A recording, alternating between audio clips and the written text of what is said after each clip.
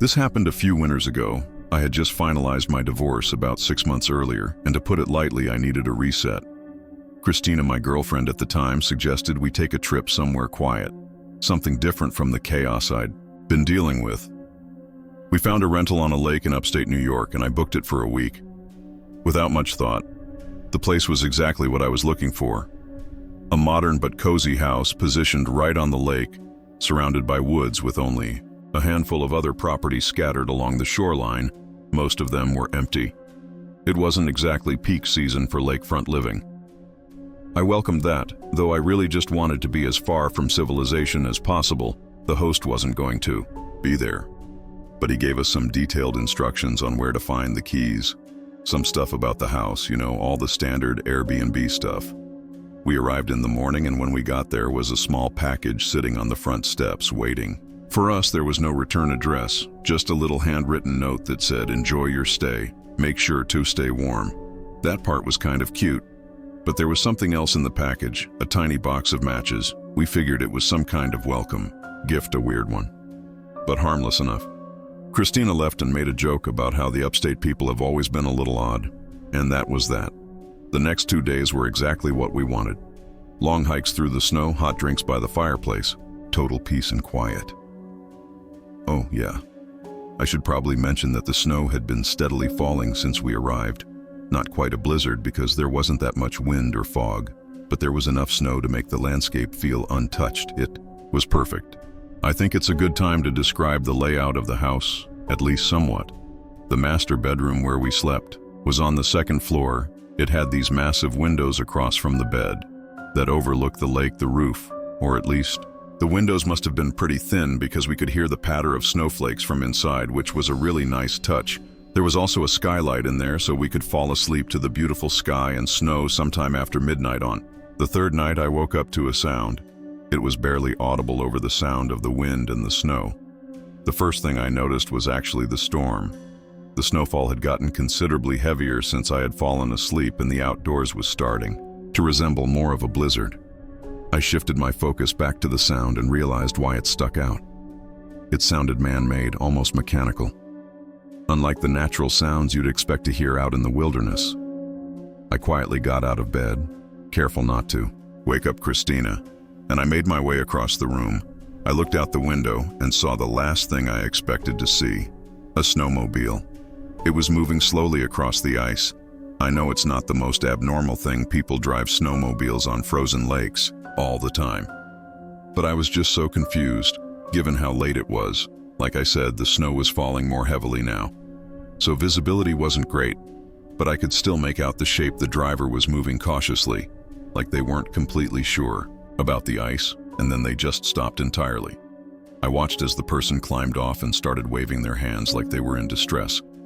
It looked like they were shouting, but I couldn't make out what they were saying. To my horror, I realized that they were facing in the direction of our house. Did they know we were there? It was impossible either way. It looked like they needed help. So I woke Christina and told her what was happening. Then I got dressed, went downstairs, and stepped outside, onto the deck. It was freezing, even with the layers I was wearing. As soon as I opened the door, I got hit with another surprise. The person on the ice was a woman, I could tell, because she was shouting for help, saying thank God someone's there, and repeating that she lost her little boy somewhere in the snowstorm. It sounded like she was crying or borderline hysterical. It wasn't a question of whether or not I'd help. If there was a child out there in that weather all alone, they weren't going to last long. I laced my boots and made my way toward the lake, telling Christina to stay inside. As I approached the woman, I started to make out more details of her appearance. She was bundled up in a thick fur coat, and her hair was pulled back into a tight braid. The ice was completely solid. There wasn't even a chance of falling through. So I started to relax, knowing that it would have been impossible for that little boy to have fallen through. As I got closer, she started saying that he had run away from home and that she was looking for him. That statement gave me some pause. I had expected her to say something like he had fallen off her snowmobile and she hadn't noticed. And then I started to think about how ridiculous even that story was. How the hell do you not notice your own kid falling off a snowmobile?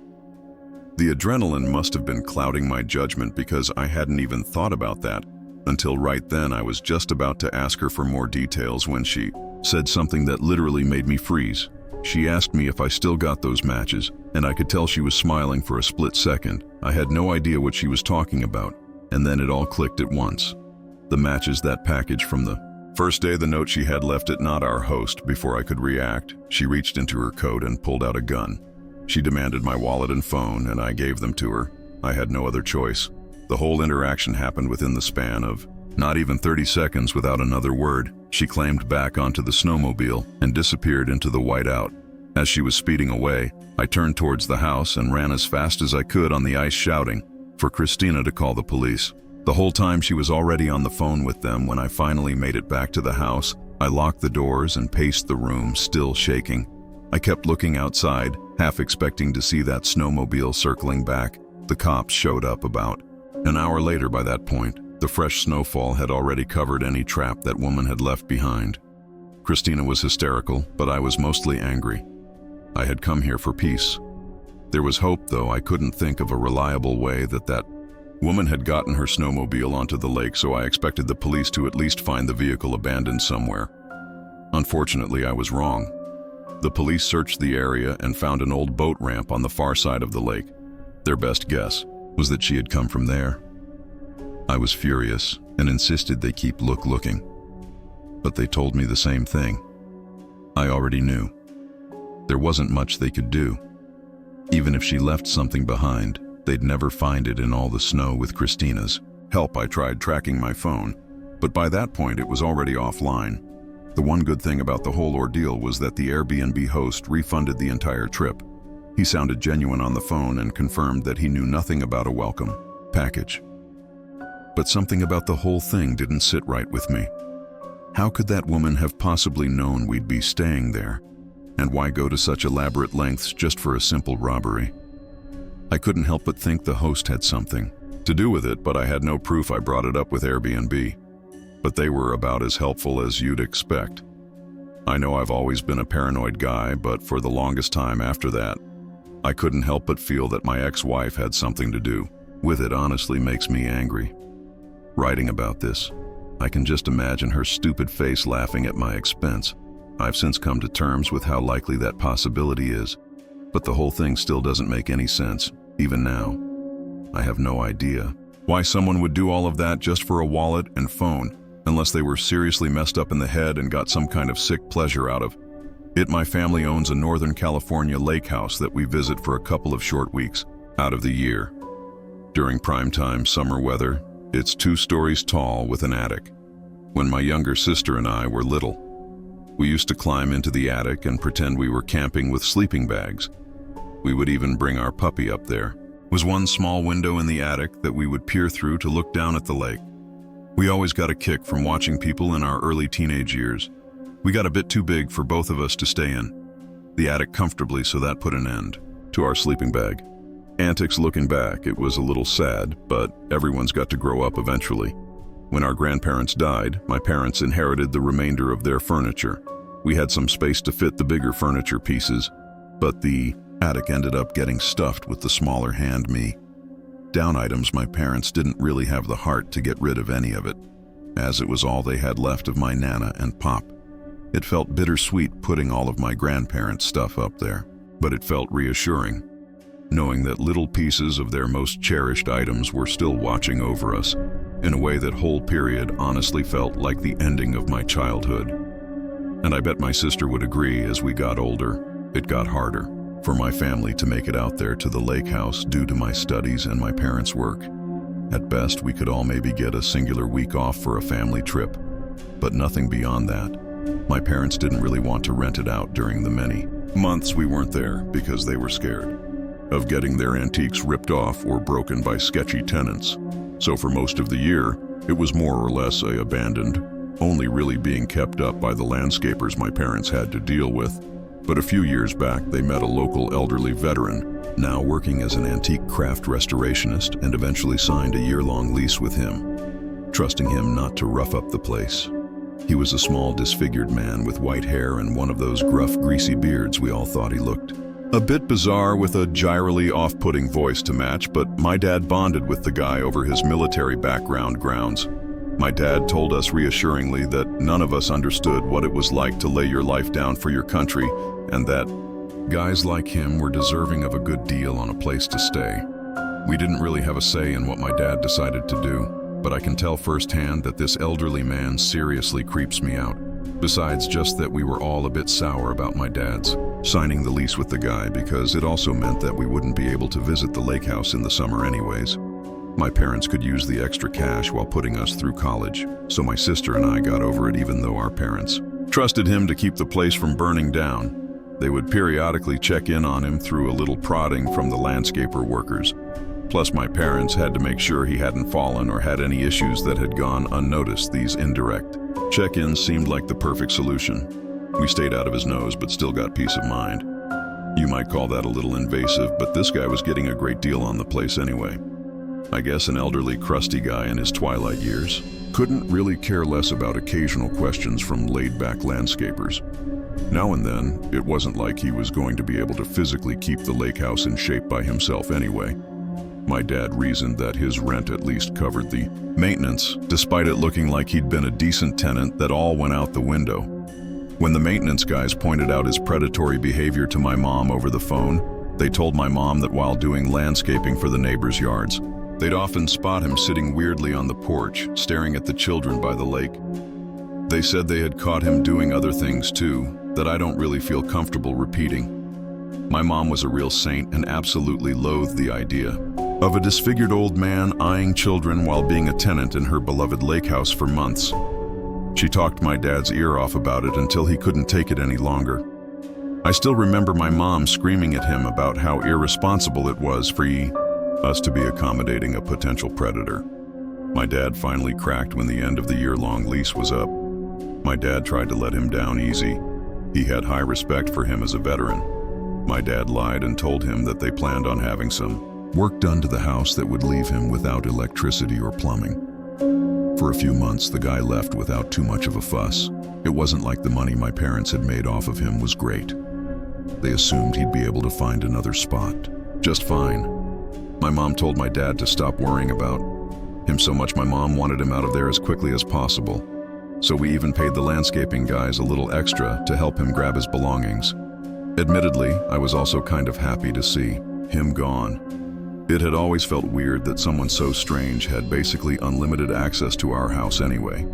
About a year after that, my younger sister graduated college, so my parents seized upon the opportunity, clocked in their sick days, and flew us out for a summer trip. At the lake house, my parents had recently gotten a black lab mix named Bear, who my sister hadn't met yet.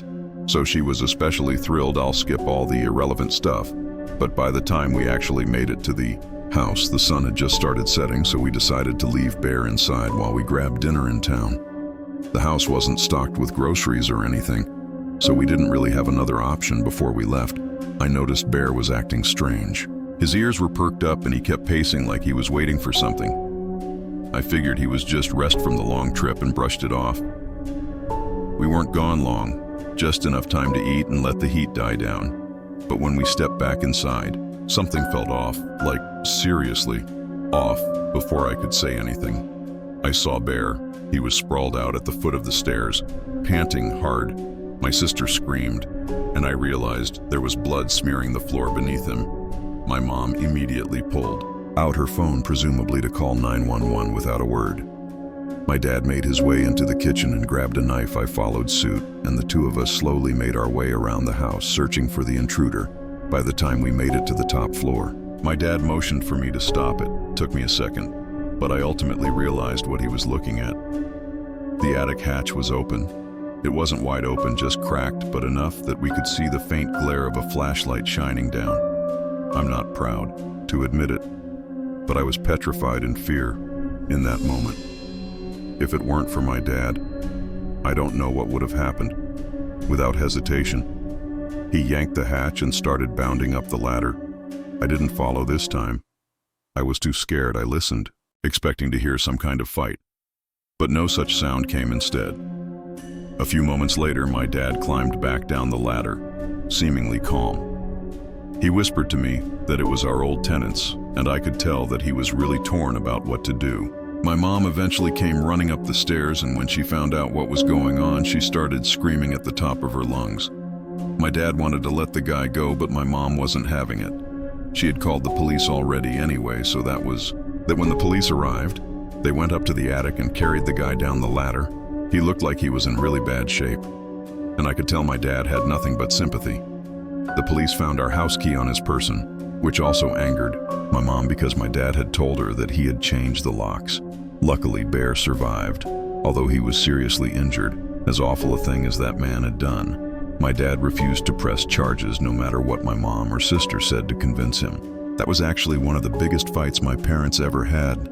I never understood why my dad had so much sympathy for someone who had literally stabbed his dog.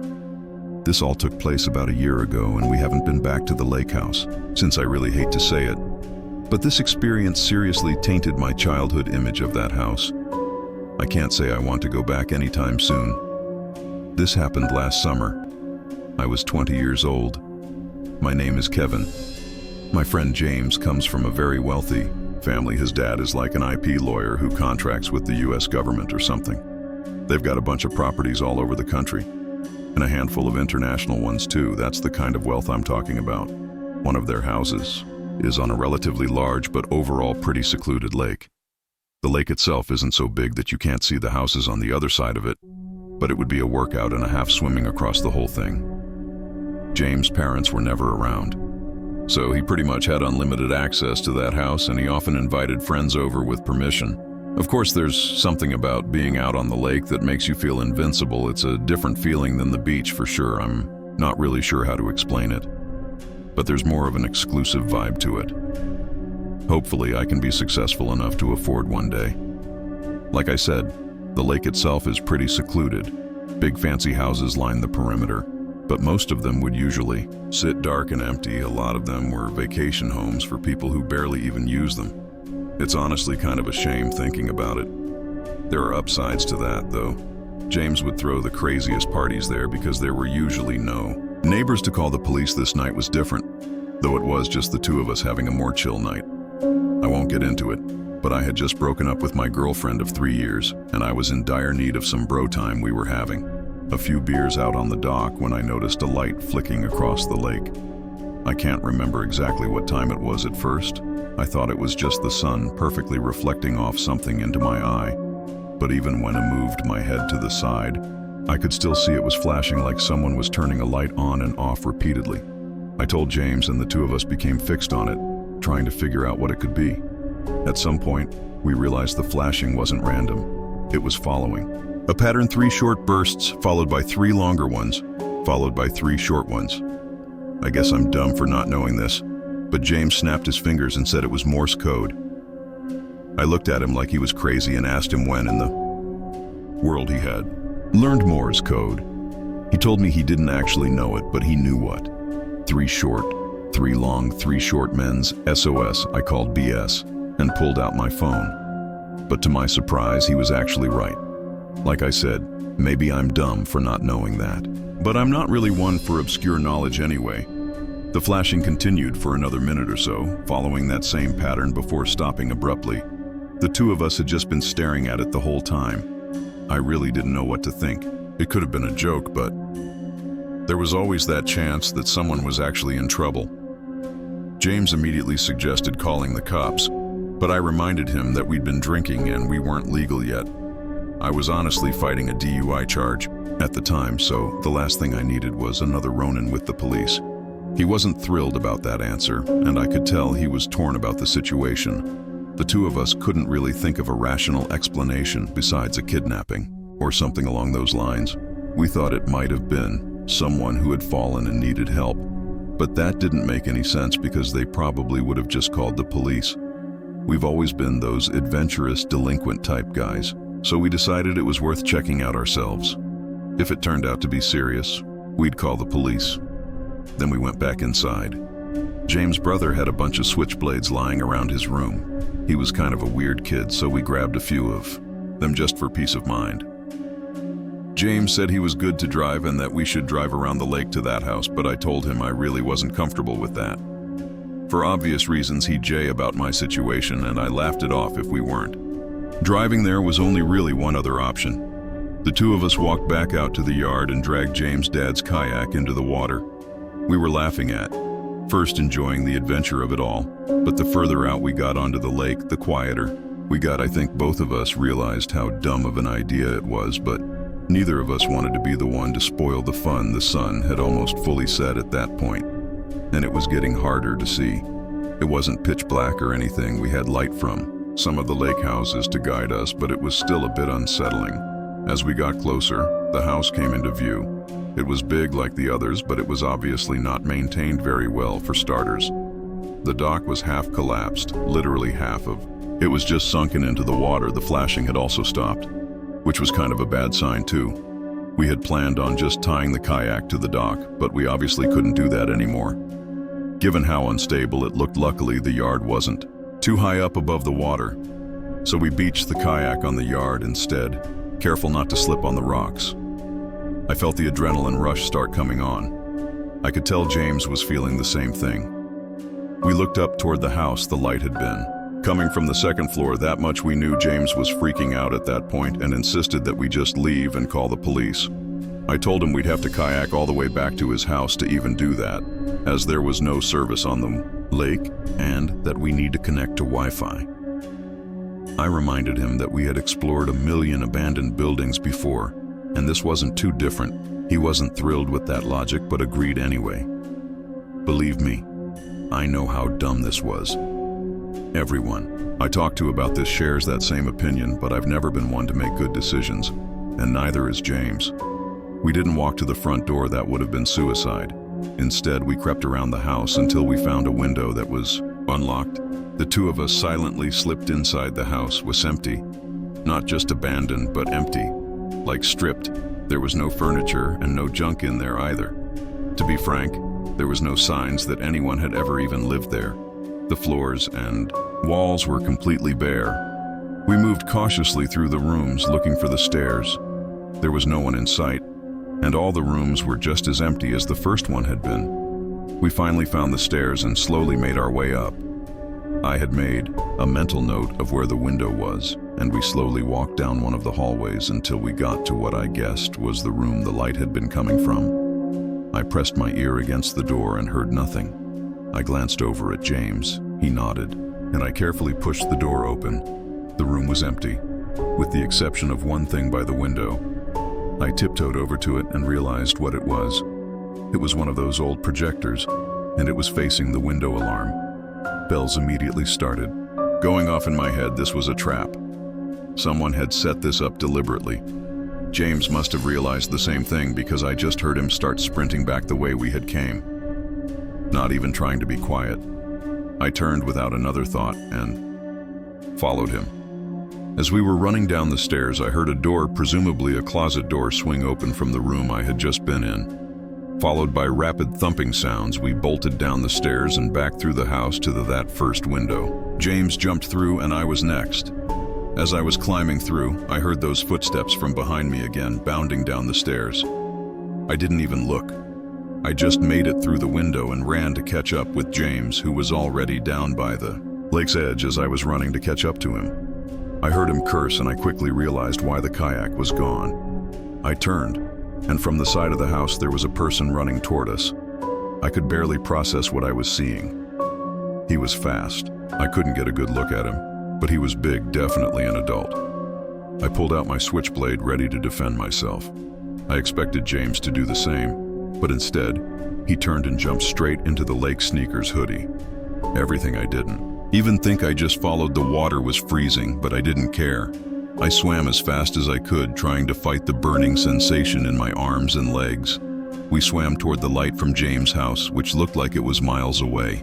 The swim felt endless, but on pure adrenaline. We made it by the time we dragged ourselves onto James' dock.